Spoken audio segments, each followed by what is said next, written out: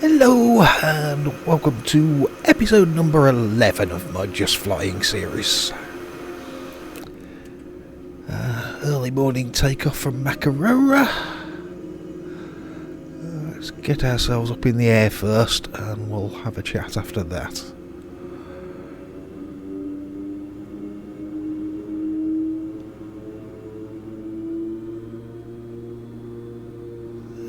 Right, we're going. Got a bit of airspeed.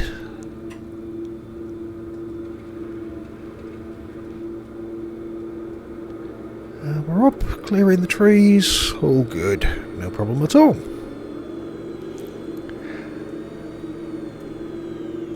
The flight plan today, just left XNZMW Makarora, and we're going to go over to NZTL Tekapo airfield.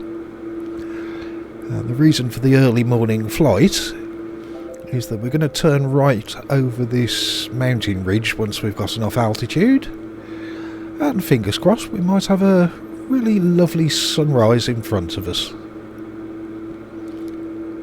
It could turn into quite a pretty and scenic video, this one, you never know.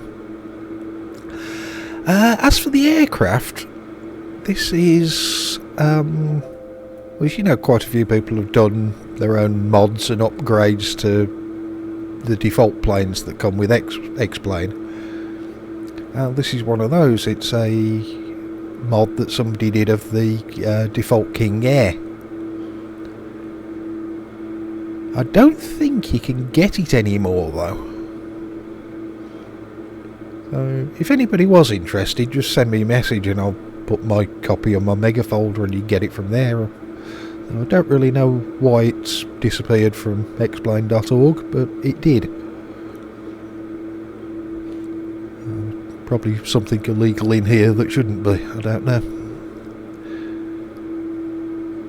I don't really know what he did to the plane or the flight model, but certainly the cockpit's that's different and all sharp and lovely, so maybe some of these gauges have come from somewhere else, I don't know, payware stuff or stuff he doesn't have permission for, and that's why it disappeared. But it's not too bad of a plane though. Hardly ever fly it, I must admit. I don't really know why, because it's a nice enough plane, but no, just not something I ever really use.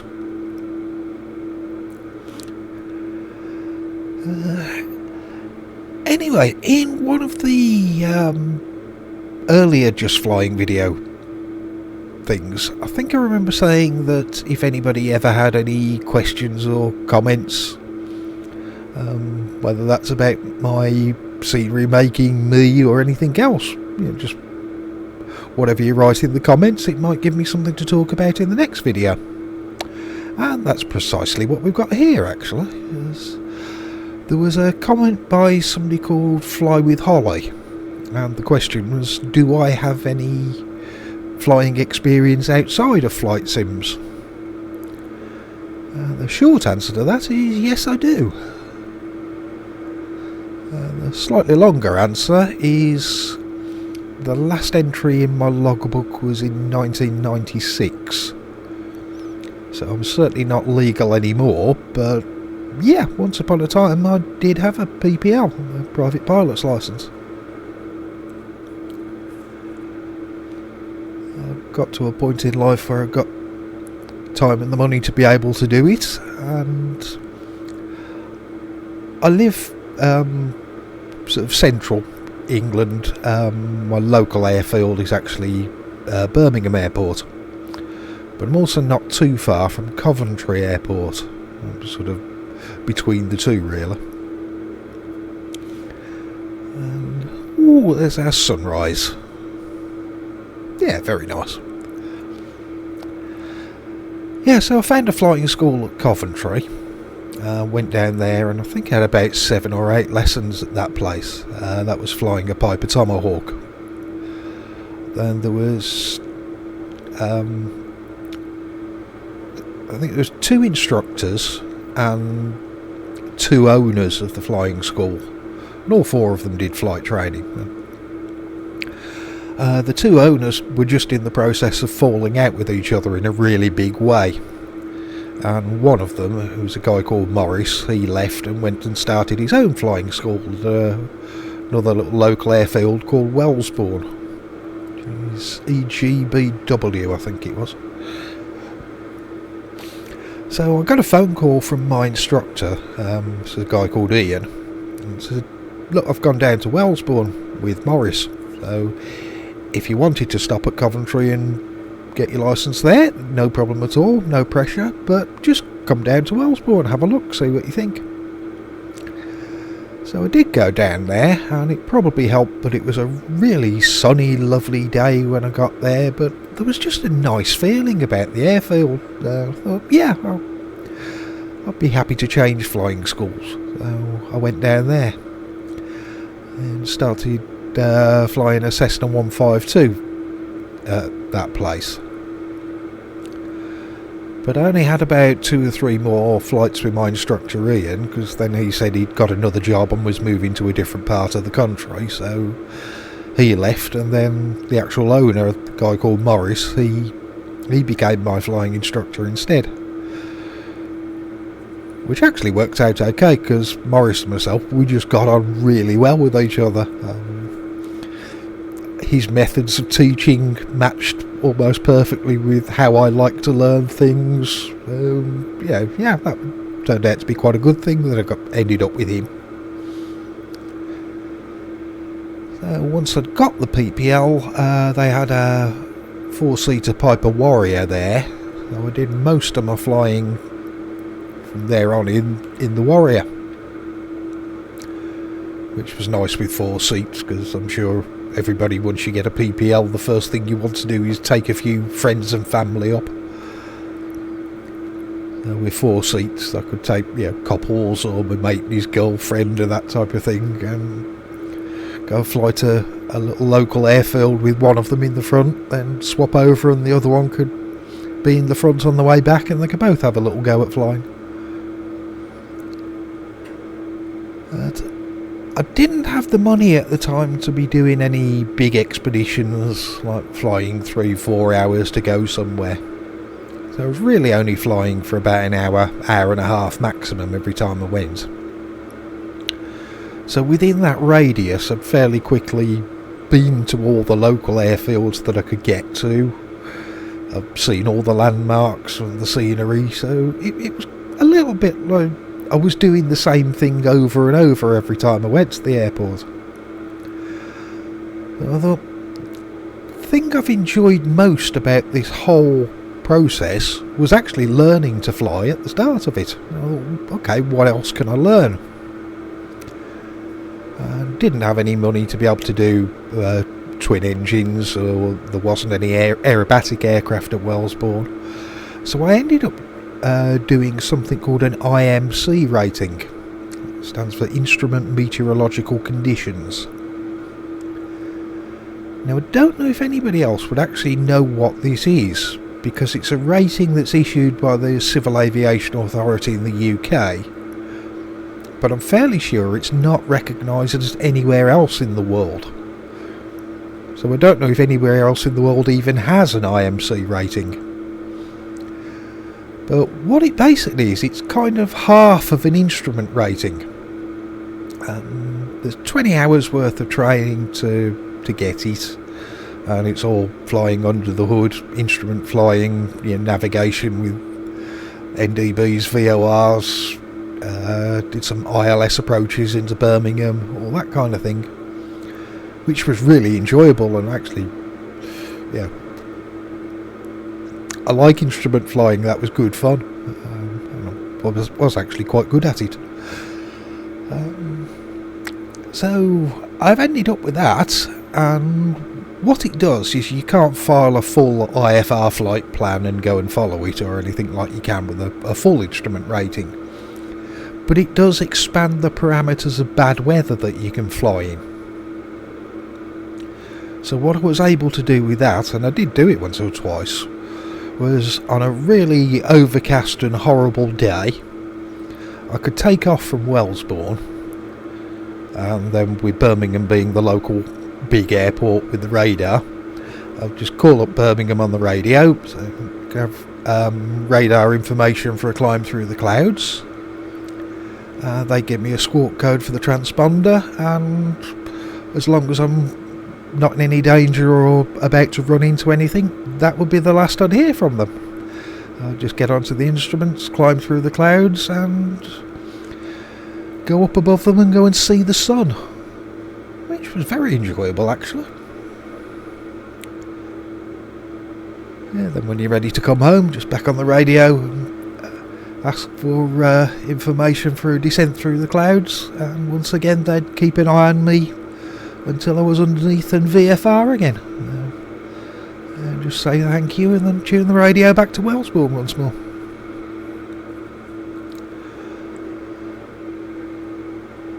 Eventually though I got to a point where I just wasn't going down to the airport very often. And as I'm sure everybody knows, you need to do the hours to keep your licence.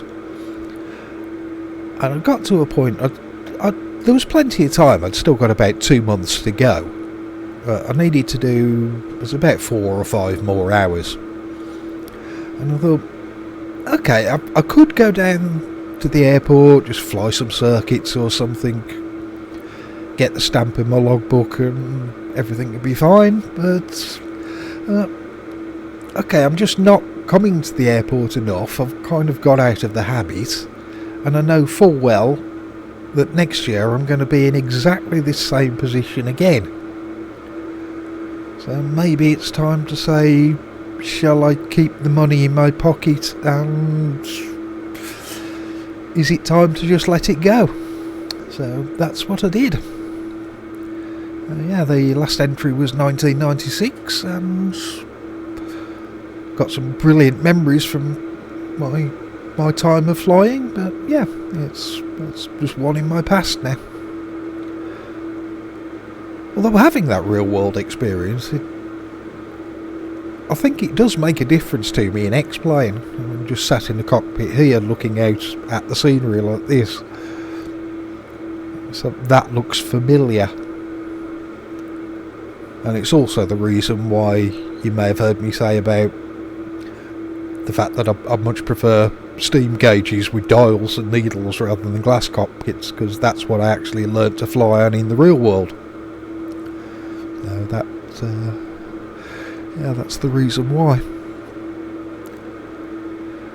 As I'm sure you've probably seen in quite a number of my X-Plane videos, my flying is not exactly correct or legal, or even today we're overspeeding a bit, aren't we?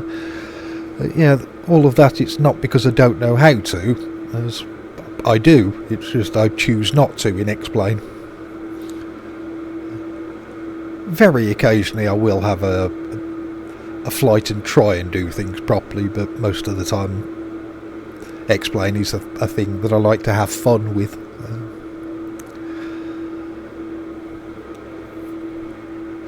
Well then, coming up on Lake Tekapo ahead of us, which is, I was just about to say one of my favourite places in New Zealand. It might actually be my number 1 favourite place in New Zealand, if I'm honest.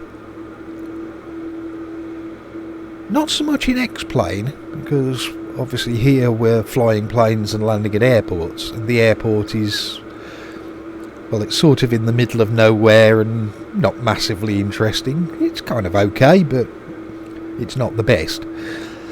Now I'm talking about the real Lake Tekapo in the real world. So on my visits to New Zealand I've been here, and it's absolutely lovely.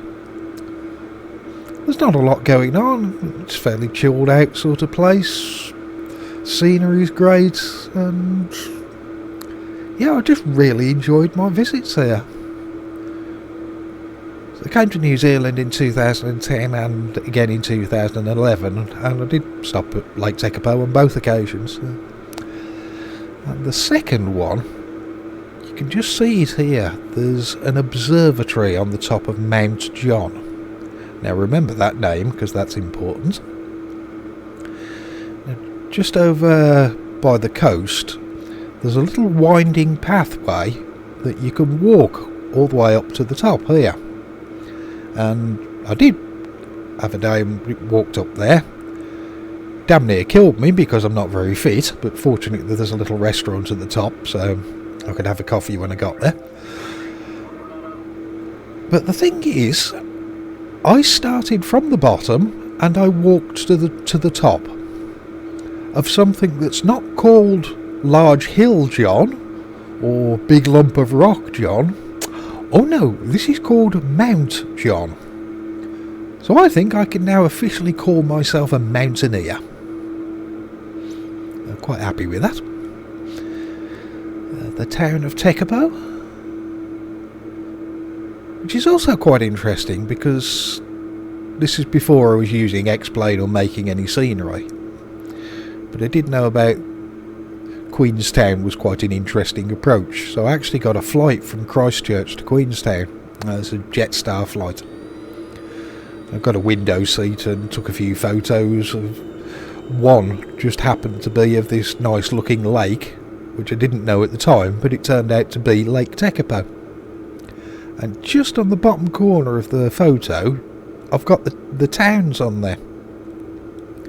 And it's very blurry in this photo because it's from quite a few thousand feet up in the air. But if you zoom in, I can just about make out the roads that I went down and the hotel that I stopped in. So I do find that kind of nice that I've took a photo from lots of thousands of feet up in the air of this one part of New Zealand, and then a couple of weeks later I ended up being there. Right then, let's get ourselves sorted for landing. Not much wind, but what there is, it's coming straight at us. Yeah, very scenic, isn't it? Yeah, we've got the wind in our face, which is... Yeah, you do want the wind from the front side, because excessive wind from your backside is never a good idea. Yeah, especially if you're having large gusts from the rear. That's to be avoided at all costs, really, isn't it? That's not a good thing.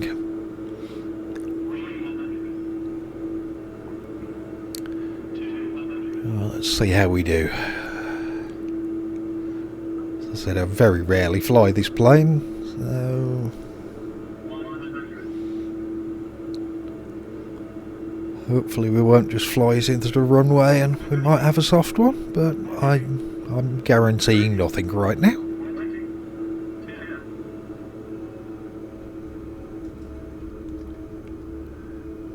Okay, we're down. Not brilliant, but yeah, I think it was alright. Let's have a little look.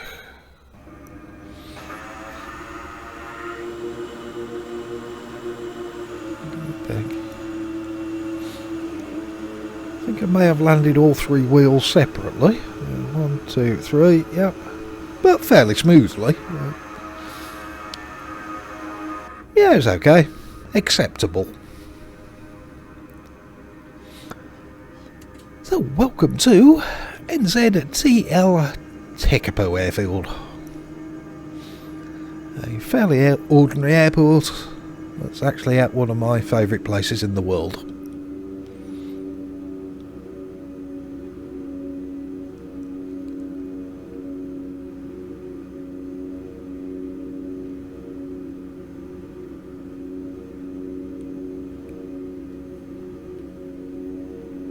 We'll go up to the apron here.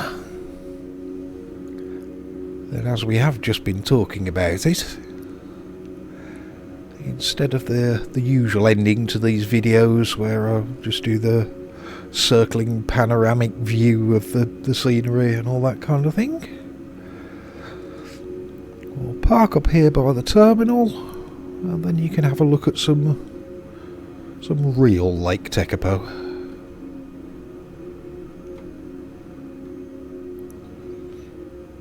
Yeah, some of my actual photos from the place. Right then, so that will do for this one. See you again for the next video. Bye!